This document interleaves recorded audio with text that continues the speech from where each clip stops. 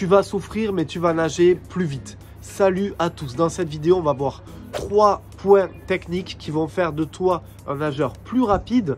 Mais la contrepartie, c'est que tu vas avoir mal quelque part. À un moment donné, tu vas avoir mal. Dans cette vidéo, 3 points d'amélioration pour nager plus vite. Le crawl, on est en plein mois de novembre. Le pouce bleu également pour le créateur qui se les gèle.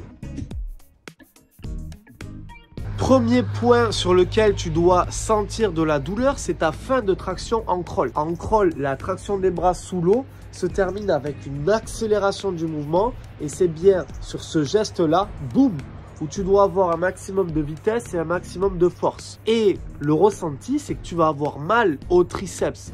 Le triceps, c'est le muscle là qu'il y a juste ici. Donc, essaie de te faire mal au triceps à chacune de tes séances en crawl, essaie de souffrir et à travers cette souffrance, tu verras une nette amélioration de tes appuis et également de l'accélération de ton geste sous la surface. Attention, n'oublie pas quand tu fais ça de bien revenir en semi-rattrapé devant pour toujours caler ta belle glisse en crawl.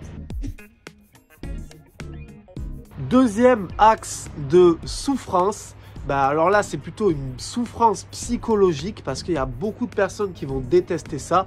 C'est l'activité des jambes. Tous les meilleurs nageurs du monde nagent avec des beaux battements. Les jambes sont actives, les jambes sont présentes, elles font partie de la nage, elles accompagnent la glisse.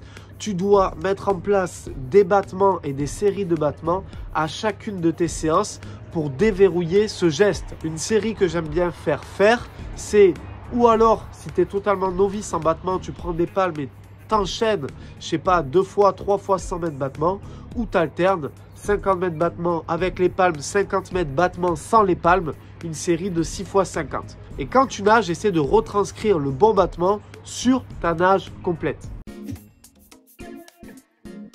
Allez, troisième point sur lequel tu dois sentir que tu souffres, c'est quand tu vas essayer de titiller tes meilleurs chronos. En gros, si ton objectif dans ton crawl est chronométrique, c'est-à-dire je vais casser une barrière chronométrique, ce que tu as à faire, c'est t'habituer à nager plus vite que ses allures souhaitées. Et donc, sur au moins 20% de tes séances, tu vas t'habituer à de la survitesse. Ça peut être par exemple une série comme 6 fois 100 mètres crawl avec des départs sur lesquels tu te reposes 15 secondes et tu vas essayer sur chacun de tes 100 mètres de nager plus vite que tes allures souhaitées.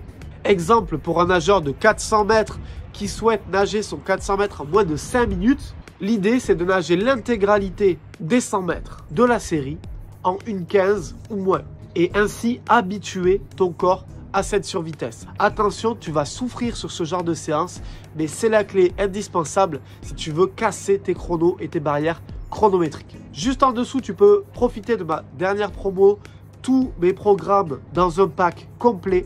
Pack technique, pack endurance, pack efficacité avec une promo inédite jusqu'au Black Friday. On se retrouve dans le lien de la description. N'oublie pas le pouce bleu et de t'abonner. C'était Malcolm. Ciao.